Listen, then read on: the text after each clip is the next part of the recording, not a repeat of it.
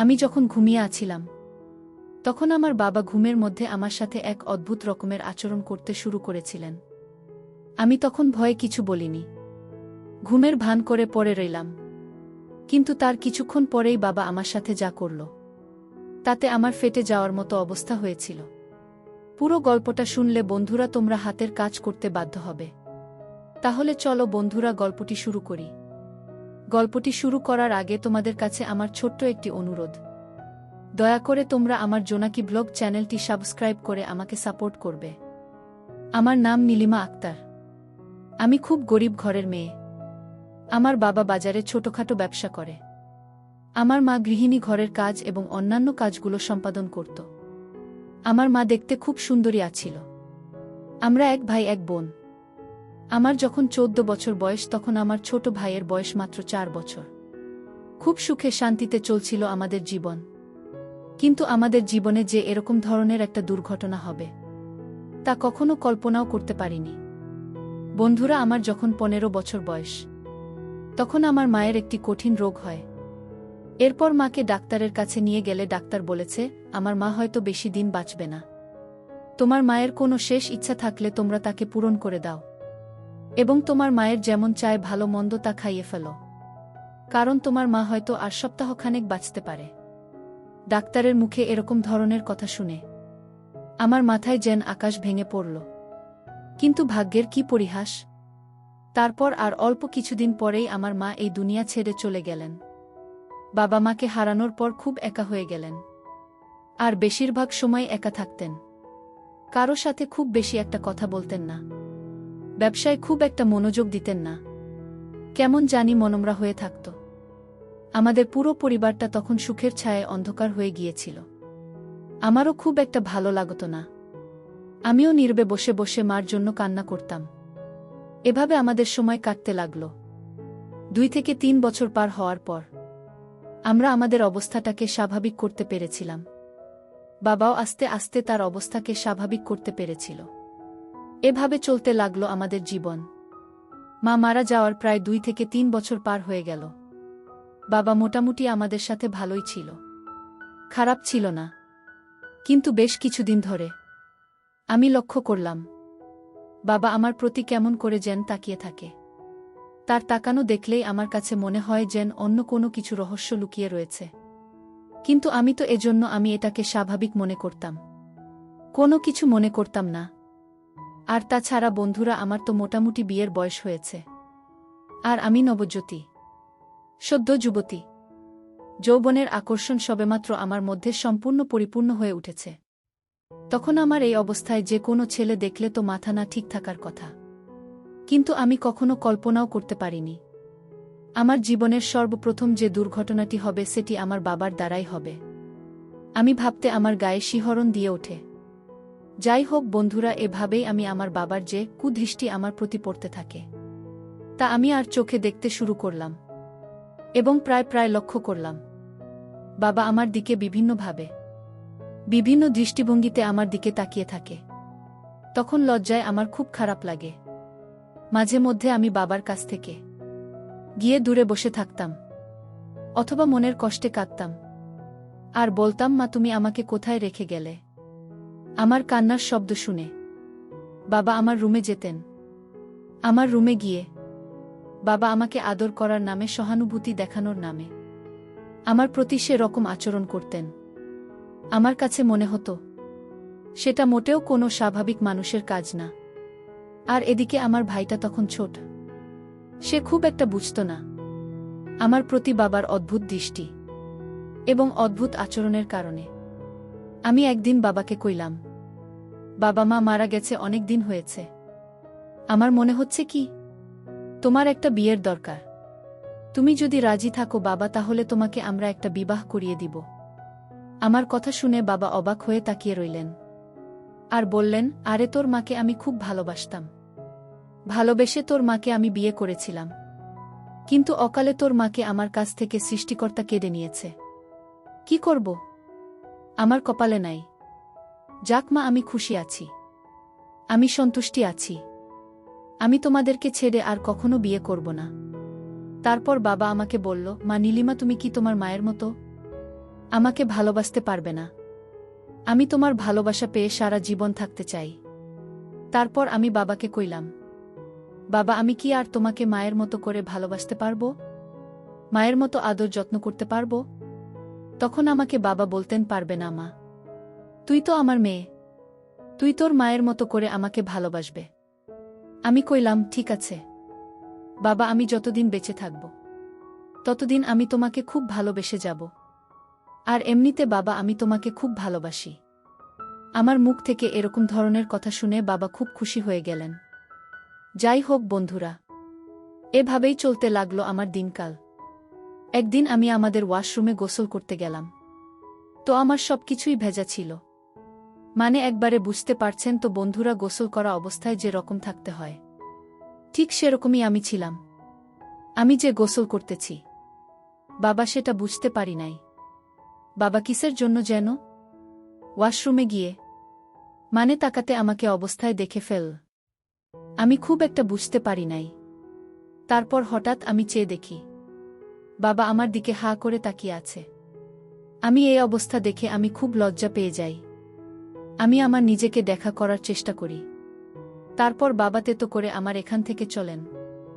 যেদিন থেকে বাবা আমার এ অবস্থায় আমাকে দেখছেন, সেদিন থেকে আরও বেশি প্রকার অদ্ভুত অদ্ভুত আচরণ করতে শুরু করেন। মনে হচ্ছে যেন আমার সাথে উনি ভিন্ন রকম কোনো কিছু করার দারুণ প্রয়াস করছেন, কিন্তু আমি তার নিজের মেয়ে বলে সে আমাকে সরাসরি কিছু বলতে পারছেন না। শুধু তার ভাব নমুনা দেখে বোঝা যাচ্ছে, মনে হচ্ছে যেন উনি আমার সাথে খুব একটা ভালো মুহূর্ত কাটানোর চেষ্টা করতে চাইছে। সেদিন রাতে বন্ধুরা, হঠাৎ করে বাবা অসুস্থ হয়ে যায়। কিন্তু অসুস্থ হয়ে যাওয়াটা আমি বিশ্বাসই করতে পারছি না, কারণ বাবা কিছুক্ষণ আগেই সুস্থ ছিল। তাহলে দুপুরে বাবা যখন আমার গোসল দেখে ফেল, তখন থেকেই অসুস্থ হয়ে গেল। আসল বিষয়টা কি আমি কোনোভাবেই বুঝতে পারছি না। দিনে সুস্থ ছিল, এখন তাহলে অসুস্থ হল কিভাবে?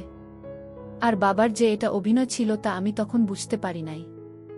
বিষয়টা যে বাবার পুরোটাই একটা অভিনয় ছিল তা অবশ্যই পরে আমি বুঝতে পেরেছিলাম। যাই হোক বন্ধুরা, সে রাতে বাবা হঠাৎ করে আমাকে ডাক দিয়ে কইল, নীলিমা, কোথায় আছো তুমি? আমার শরীরটা খুব খারাপ লাগছে, তুমি আমার মাথায় একটু পানি ঢেলে দাও, আমার খুব ভয় করছে। তুমি কি আজকে আমার পাশে থাকবে? আমি কইলাম, কেন থাকব না বাবা, তুমি তো অসুস্থ। তোমার এই মুহূর্তে তোমার কাছে যদি আমি না থাকি তাহলে কে থাকবে? তারপর আমি আমার ছোট ভাই এবং বাবাকে নিয়ে একসাথে শুতে গেলাম, আর বাবাকে যত্ন করতে লাগলাম যাতে বাবা খুব তাড়াতাড়ি সুস্থ হয়ে যায়। আমি বাবার খুব সেবা যত্ন করতেছিলাম। বাবা অসুস্থতার ভান ধরে আমার সেবা যত্ন নেওয়ার চেষ্টা করছে, কিন্তু আমি বুঝতেছি না। এভাবে সেবা যত্ন করতে করতে আমি হঠাৎ করে ঘুমিয়ে গেলাম। এভাবে ঘুমিয়ে গেল আমার ছোট ভাই। বাবা ঘুমিয়ে গেল, কিন্তু রাত যখন গভীর হল, অর্থাৎ আনুমানিক 1টা থেকে 2টা বাজে, তখনই আমি অনুভব করলাম আমার সাথে কেউ কোনো কিছু করার চেষ্টা করছে। তখন আমি আধো ঘুমেছিলাম। আমি অনুভব করতে লাগলাম কেউ যেন আমাকে প্রথমে আস্তে আস্তে করে শিহরিত করতে লাগল। আমি আধ ঘুম অবস্থায় খুব একটা বেশি বুঝতে পারি না, আমি এভাবেই ঘুমিয়েছিলাম। তারপর হঠাৎ করে অনুভব করতে লাগলাম আমার উপরের দিকেও কেউ যেন আমার সাথে অদ্ভুত রকম আচরণ করার চেষ্টা করছে। আস্তে আস্তে আমার ঘুম ভাঙতে লাগল। আর এদিকে তখন আমার প্রায় পুরো এলোমেলো অবস্থা। এলোমেলো অবস্থা করার পর যখন ওই লোকটি আমার সাথে ভিন্ন রকম কিছু করতে যাবে, ঠিক সেই রকম, তখনই আমার ঘুম ভেঙে গেল। ঘুম ভেঙে দু চোখ খুলতেই দেখি সে তো আর কেউ নয়, সে আমার নিজের বাবা। আমি কইলাম, বাবা, আপনি আমার সাথে কি করছেন? আমি তো আপনার মেয়ে। তারপর বাবা কইল, শোন মা, প্রত্যেকটা মানুষেরই কিছু না কিছু চাহিদা থাকে। তোর মা মারা গেছে 4 থেকে 5 বছর হয়ে গেছে, আর আমার তো বয়স চলে যায়নি। আমারও তো কোনো না কোনো একটা চাহিদা আছে, আমার তো কোনো কিছু মন চায়। কিন্তু তোকে দেখে মা আমি আর সামলাতে পারলাম না, কারণ তোকে দেখলে আমাকে তোর মায়ের কথা মনে পড়ে যায়। তোর চেহারা ঠিক সেই মায়ের মতোই হয়েছে। তারপর বাবা মাকে কইল, মা নীলিমা, আমি তো তোর কাছে কোনোদিন কোনো কিছু চাই নাই। তোর কাছে আজকে আমি একটা জিনিস চাইব।